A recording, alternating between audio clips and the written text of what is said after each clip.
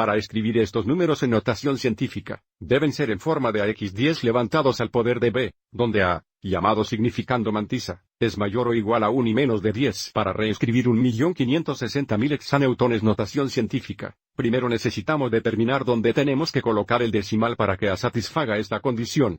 Ahora mismo, el punto decimal está aquí y para satisfacer esta condición para A, el punto decimal debería colocarse aquí.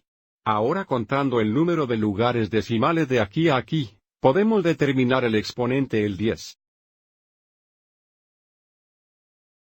Tenemos que moverlo 1, 2, 3, 4, 5, 6, 7 lugares a la izquierda para satisfacer el requisito del valor de A.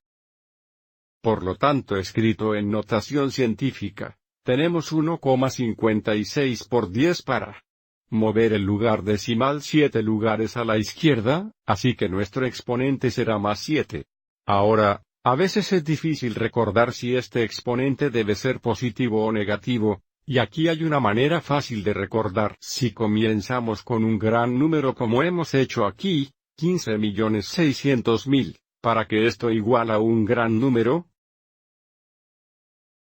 este exponente aquí debe ser positivo.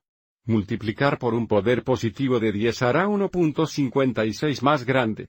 Ahora, convertir un número pequeño a la notación científica. De nuevo, el primer paso es determinar dónde el punto decimal debería estar para satisfacer esta condición aquí por A. Entonces, el punto decisivo tendría que moverse desde aquí todo el camino aquí para hacer 8.72.